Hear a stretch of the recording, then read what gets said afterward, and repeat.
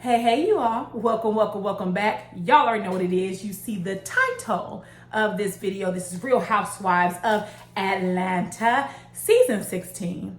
Some would call it Sweet 16. Some would not. Reunion part 1. Okay, y'all took a lot of notes. Although part 1 did not have a lot of information, but we're going to talk about it really quick. Some housekeeping notes. If you are new around here, I don't like Porsha, I don't like Phaedra, and I don't like Britt. So that is a deal breaker for you. Girl, I understand. Just see your way out politely. No need to be upset. And so you will see this top twice because I'm filming reunion part 1 and part 2 the same day. I also am missing 2 nails. It's been a day. I'm like Anita Baker, baby. I'm giving you the best that I've got. So let's go ahead and get into it. We're going to talk about the attire for the evening. If I am looking to my left, it is because I'm looking at the pictures of the cast. Now, we're not going to stay all day on this. Porsha was the best dressed, hands down. 10s across the board. I don't care for her, but I ain't never going to lie. I ain't never going to add nothing to it or take nothing from it. She looked damn good.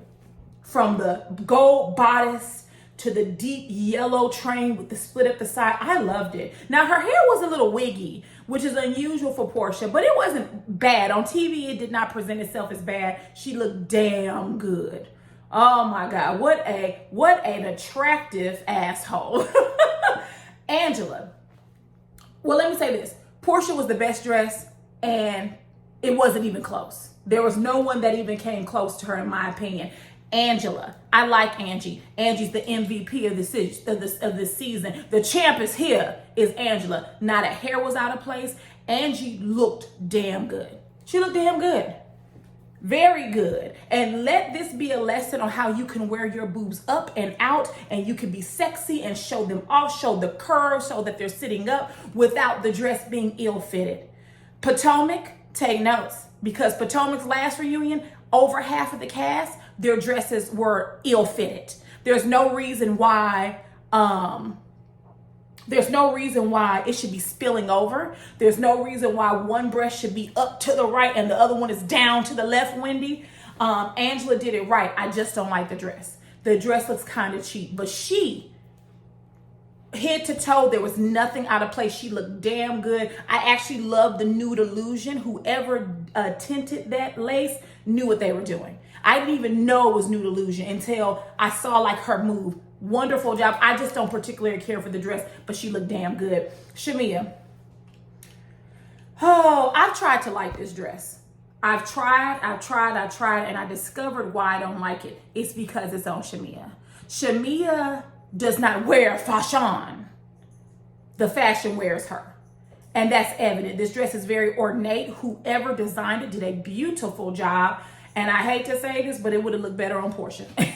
It would have looked better on Porsha. It would have looked better on Cynthia, someone who can really wear it and show it off. I do love that she wore her hair shorter because, Drew, take notes. When you have an ornate dress, an over-the-top dress, and you have the dress and neck that want to be seen, wear the hair up. Why are people so afraid of wearing a bob or like a Halle Berry style? But it's not that Shamia looked ugly. The dress didn't look good on her. Also, it was not fit to her bosom. Throughout the reunion, we just saw them juggling around. We saw the breasts just moving all around, and that is supposed to be still. Like, Porsha's breast didn't move. Didn't move. But nice dress, is just that it wore Shamia. She did not wear it. Cynthia, JCPenney's, Amazon. It gave, I'm going to a picnic with good girlfriends. It gave, I'm going out on a Sunday stroll. It wasn't ugly. It just was not reunion for Atlanta worthy. Also, Cynthia, no more injections. No more fillers. You're a beautiful woman. You don't need it. And it's doing something to your face that it should not do. So let's stop with the injections. I get it. These women are on TV constantly, and so they're able to pick little things about themselves that normally we would not. I do understand, but you don't need it, Cynthia. You're a gorgeous woman. Let's stop right there at the injection train. Next, Kelly. Terrible. If she would have removed the train, it would be a different dress, and it would look a lot better. Still would be ugly, but it would look better. Her hair looked nice. Her makeup was a little too light. I did like the closed-toe shoes. Right? You don't wear closed-toe shoes, go to a business meeting, but when we come to a gala or a reunion extraordinaire, we need to see the little toesies out. We do. I didn't like that train, y'all. It just wasn't cute. And I hate that for her. But Kelly suffers from the same thing that Candace from Potomac does. They're really short, petite women, but they love dresses that swallow them up. You ever been swallowed up? The intrusive thoughts. Sorry, y'all. They love a dress that overpowers them. Candace did this in her reunion. These big poofy dresses, and y'all did short. Come on now. Remove all the fabric. Show us your petite frame, right? But yeah, Kelly didn't look good. Drew. Cheap and tawdry. Cheap and tawdry. The feathers, the cheap material, the hair was giving Cowardly Lion. You should have wore a updo, or it should have been a bob, or it should have been Halle Berry. It should have been short, because you had such an over-the-top dress, which is okay, but then you have all this hair pouring over it and we can't see the dress, which is good for us. But all the feathers, the fabrics look cheap. The breast, the string is fighting for her life, trying to keep that clothes. It just was not a good outfit. And Drew can't dress anyway. She's another one that she doesn't have fashion sense. I didn't like the grandma baby hair. I didn't like any of it. Let's move on to Phaedra. You all, this is rare, but I'm speechless. I am aghast of how bad this is. It's horrible. You have the helmet of salvation. Porsha is what I asked for. Phaedra is what I got. It's cheap, it's tawdry, it's Temu, it's Shein. It looked more like Party City. It didn't give reunion. You guys remember, what season was that where they all wore black and everyone was on theme with the Dudgeon, Kenya, Porsha, and then Candy came and it looked like a costume? That's what this is giving, costume vibes. The helmet did not help. There should have been another way she could have paid homage to the jab, but she didn't do that. So let's go ahead and move on. I have a lot of notes, but I'm going to try to be succinct because I really want to get my teeth into part 2. So if you see me turning pages, that's what I did. And also, you all know I like to match the theme, or I try to match the theme of this reunion. So I have on mellow yellow. Okay, so Porsha has new breasts. I think it's Coco and Chanel or something stupid. And she goes, smell them, smell them. And I wanted to particularly point this out because Andy is being more vocal about this. Whenever the housewives make a lewd sexual reference and it includes him doing something, he's quick to say, I don't think HR would like that. He did that on Potomac's reunion. When Giselle offered herself sexually to him, if he had not had sex with a woman by the time he was 50, 60, whatever it was, she said, oh, I volunteer. He was like, I don't think HR would like that. That also ties into why, and I don't know if this is true, so you all can correct me if I'm wrong, why Kenya was not invited back. What Kenya did to Britt was sexual harassment. And Bravo has come under fire. They have a couple of lawsuits. Caroline Manzo has a lawsuit against them, amongst other things, but also sexual harassment. And they cannot say that they are doing everything they can to combat this type of environment and they're making critical changes, and then they invite Kenya back.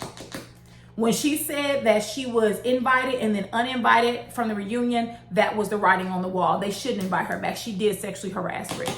But then Britt should have been fired for bringing or mentioning a pistol and threatening a coworker with it. Unfortunately, that did not happen.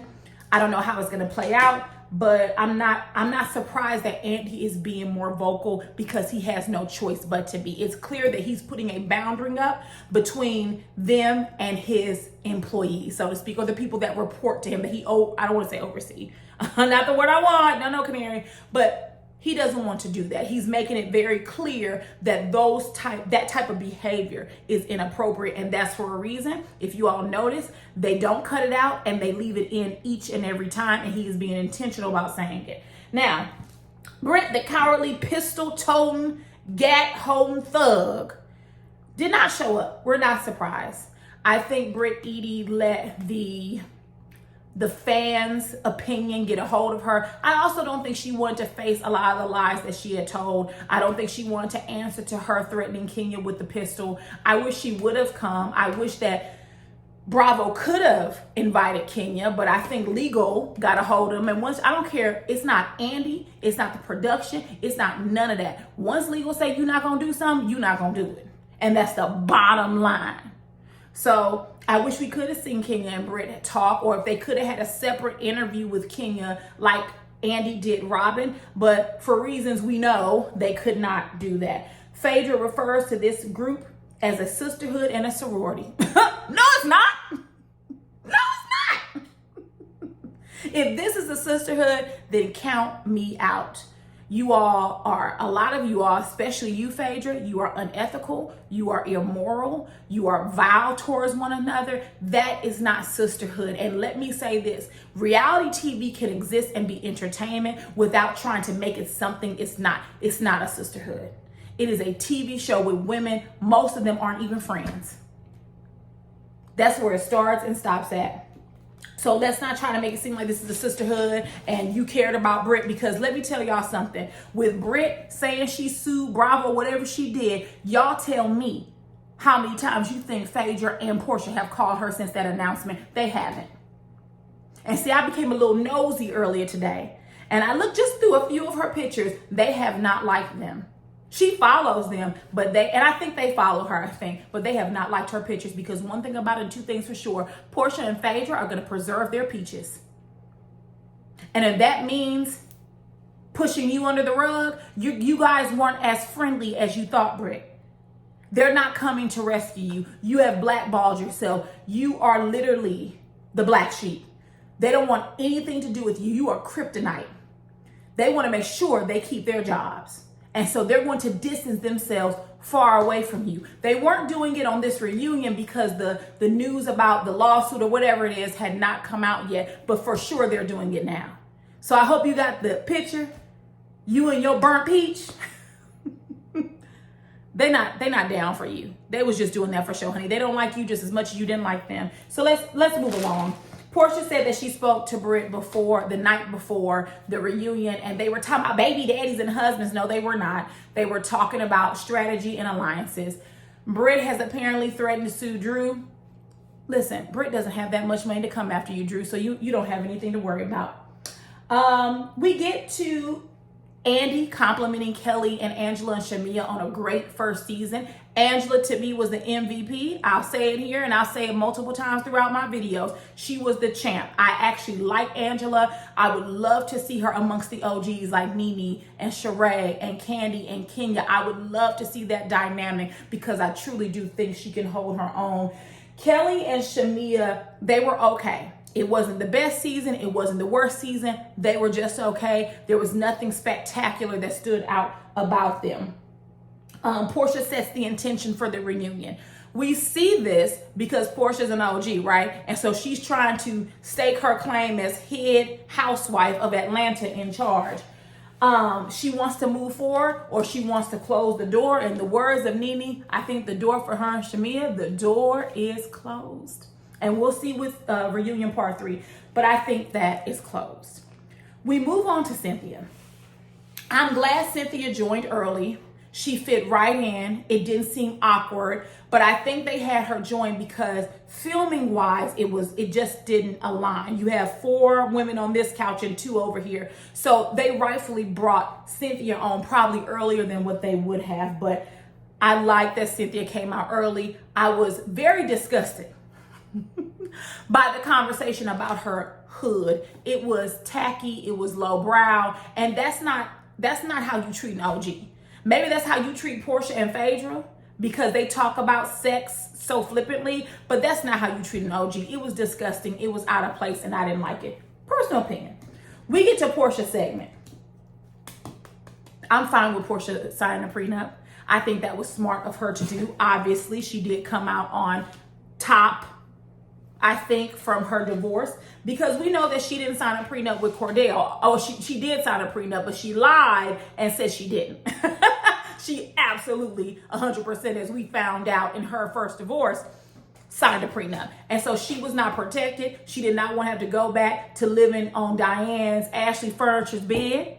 And so she did what she needed to do. You see that Shamia is backpedaling and pee-popping her way out of Gerald and Simon being friends or buddies because she wants to protect Gerald, right? It is natural for humans to believe that because one person in a group did something illegal, that another person did it as well. Also, with those two being, are they both Nigerian? I didn't think Gerald was Nigerian. I could be incorrect, but with both of them being from the continent of Africa, a lot of people just naturally put them together. Also, Porsha and Shamia didn't help with all these lies between Shamia saying she was the matchmaker and then denying it. So she wants to separate Gerald as far as possible from Simon. You know, she doesn't, oh, you know, we hung out together because we were couples, but y'all made them seem like they were friends, not us. Y'all did it. See what happens when you lie? Okay, all right. Porsha did mention that she did her due diligence before she married Simon. I don't believe that. She was with that man in the blink of an eye before she was having 25 weddings. I think some diligence was done, but I really don't think she cared whether the money was legal or illegal as long as she could get a hold of it. That's just what it is. When we talk about Kelly, she didn't like Porsha comparing her marriage to hers. That makes sense, right? Kelly was married 11 years. Porsha was married 11 seconds. It's very different. I don't know if Kelly married her husband for money. One could speculate. I don't really know much about her husband. I'm not sure if he was wealthy around that time. I'm assuming he was. So one could speculate that she married her husband for money too. However, Kelly and her ex-husband, they had businesses together. There was a lot more skin in the game. Porsha didn't have all this. And that victim that she's doing, that victimhood, oh, I'm just a woman trying to survive. Girl, shut up. No, you're not. Stop. You know what? I would respect Porsha a lot better if she just said, I saw Simon. He was a sucker. I thought I was going to lick him. He had money. I like money. I spend money. I want money. And I want somebody else's money. I want to be a wife because that's important to me. It didn't go well with Dennis. So now with Simon, I got what I want. It didn't work out. I got the house. I got some money. I'm cool. Why are we lying and making it seem like it was some great love story? It just wasn't. It wasn't. And Kelly was right to say it's apples to peaches. It's not the same. And she said, oh, because mine don't count. No, it doesn't. It does not count. It does, but you just can't compare the two. I think what Portia's trying to do is pull on people's heartstrings and say, oh, I'm this sad ex-wife. I never wanted to get a divorce. You didn't know that man, but had your daughter sitting on his lap while you was flying in and out of the motherland with your medical condition. Okay. We'll talk about that later. They get to the part of the reunion where they mention her comment about Charles, where she said she should sleep with Charles, right? And that's when you see Shamia, well, I didn't introduce them. And then since then, people have rolled the beautiful beating footage. They've screenshotted your Instagram, Shamia, where you said you was the matchmaker. Porsha and Shamia are really the same person. They have different personalities, but how they move, they're both liars. They both have a very complex relationship with the truth. I think they both, when they go after men, they go after a specific man, obviously. I just don't feel sorry for Shamia. I think she's as equally guilty in this friendship with Porsha as Porsha is. And we'll talk more about it as we go through the reunions, but I just don't feel sorry for her. Shamia, you encouraged your friend going after a married man. And now again, you're trying to distance yourself because you know how the optics look. Oh, I didn't introduce her. And as Andy said, it was a storyline that y'all threw together. It was a storyline. And the truth is, Porsha met that man on the show, flew in his DMs, and she got temporarily what she wanted. That's what it is. And she was going to use Shamia to say, oh, she introduced us and matched. Oh, you're the best matchmaker ever. It's bullshit. Both Shamia and Porsha are full of BS. Okay? We see that when Porsha, oh, Dennis is such a jewel. Is that the same man that you threatened to call the quote unquote Mexican authorities on? Is that the same man you weaponized your daughter and said, well, if you keep filming with Drew, basically you're not going to see your daughter? That's the man, that's a jewel. Porsha wants to control Dennis. And if Porsha was a man and she was doing this, or if Porsha was a man and he was doing that, you all would have a lot to say about it. What she's doing is messed up. If he has a great relationship with his daughter, with Pilar, with PJ, and he's doing all the things a father should, I'm not commenting on his character because his character is just as low as Porsha's. But if he's being a good father, why threaten to remove him because he's filming with the castmate that you knew was working on her album? You knew it. Just like Drew said, Simon says you needed a storyline. I ain't gonna lie. Drew ain't with that. Drew, let me tell you something. I have not audibly laughed like that when it comes to a housewife show in so long. When Drew said, Simon says you need a storyline, I hollered. And I don't care if it was rehearsed. I don't care about if it was none of that.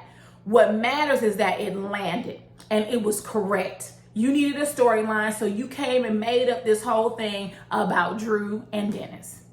Even when Porsha read that text message from Dennis, I'm not going to F you, I'm going to give you money for the studio. Porsha's dumb, but she's not that dumb. She knew exactly what Dennis was communicating and conveying. I'm not going to screw you over. I'm going to give you money for the studio because just like Drew said, you have to pay for studio time.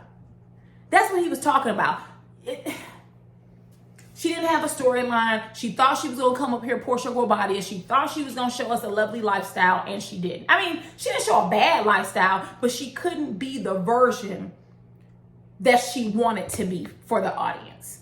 And so she had to quickly pivot and scramble and create storylines. Because really, Porsha didn't talk about much besides what, Drew and Dennis and Shamia?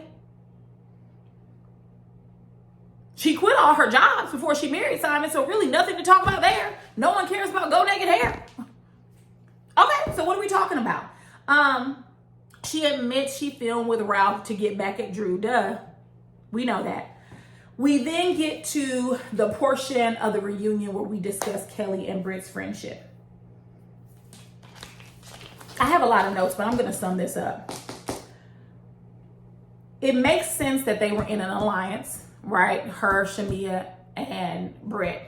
Because Kelly became very close to Britt for no apparent reason. From my understanding, they were not friends in real life, but I guess they came on this show feeling like that they could not stand on their own 2 feet, which is why we love Angela. When Angela was like, shit, I didn't even know. I didn't even know it was an alliance because Angie didn't need that. Shamia, Kelly, and Britt did. They couldn't stand on their own 2 feet. They couldn't stand on their own and be a great housewife. Which is why their performance kind of floundered throughout the season, right? Kelly said that she extended her glam team to Britt because Britt did not have it. But she didn't tell her she could use it the whole season. But did you tell her she couldn't use it the whole season? What parameters did you put in place with your glam team? Also, you are not Captain Save Up. You did not have to allow her to use your team. And it's actually weird. Why would I want my coworker who's filming scenes almost simultaneously with me to use my glam squad and put me in a position where I may not be able to use them? That is stupid. That was not well thought out, Kelly. And I think I'm still trying to feel Kelly out. I like her. But something about Kelly gives me that she's a type of person where she goes with however the majority thinks. If the majority of people like Britt, then she's going to like Britt and she's going to ride hard for her. But if the majority of the people don't, then that ends their friendship. You can't tell me that the reason why Kelly didn't like this girl, bottom line, it was because you saw how the group was shifting and you wanted to not be the odd man out. That's it. You should not allow her to use her glam team. You could have suggested some other people. You didn't have to do that. Y'all weren't best friends. And then you changed it. You all went from best friends to, well, we're getting to know each other. We're friends. Oh, so the truth comes out. More about this alliance. Do I think they had a goal of taking Porsha down? No, they could have, but I don't care. I don't care. Because why would you have an alliance coming into a season where you don't know the cast? Do I think Porsha knew about the alliance? I think she knew about it, but she was not a part of it. Her alliance is with Phaedra. Let's talk about Britt, Kelly, and Shamia having an alliance again, right? They had an alliance. Do I believe it was because the goal of the alliance was to take down Porsha? No, but it could have been. I could see Shamia going like, well, if y'all want to talk about it, y'all can, but Porsha cool with me. Because here's the thing. Both Kelly and Shamia admit that Britt on numerous occasions was talking cash money shit about Phaedra and Porsha. So if that is the case, Shamia, if I'm Porsha, what I'm thinking is, you my friend and you're in an alliance with someone who didn't like me, the more Shamia and Kelly talk, the more I was like, you might want to shut up. You might want to sit out. Because it sounds like, Shamia, you were talking crap about Porsha. Or at least, at the very least, allowing others, i.e. Britt, to talk crap about her. And you all are friends. I wouldn't allow that. I would shut it down. And it's obvious you didn't. And you and Kelly, you know, Britt didn't like you. She said, So you sat there and was in an alliance with a girl who didn't like me. Got it. It doesn't help your case any. Like I said, I don't know if the goal was to take Porsha down, but what in the end, where did the alliance go? There you go. And also, it doesn't make sense that they were in this alliance. Kelly and Britt became close. Then Kelly didn't like, not Kelly, Britt didn't like Shamia. Shamia doesn't like Britt. It didn't work out. There was a question asked about Kelly furthering the rumor about Charles having a side baby. You know, when she was like, what about that side baby?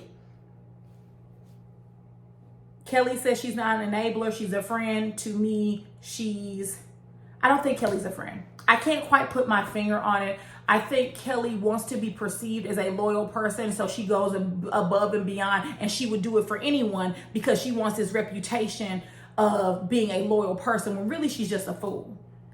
You don't have to prove yourself. When you're a good friend, you're just a good friend. You don't have to go above and beyond to be a good friend. You don't have to go out of your way to be a good friend. You can have boundaries with friends. It's okay. I don't know what to think about Kelly. The abortion claim that Britt made, Kelly said it's a lie. She said that now she's going to have a future conversation about what an abortion is with her girls. Yeah, you are.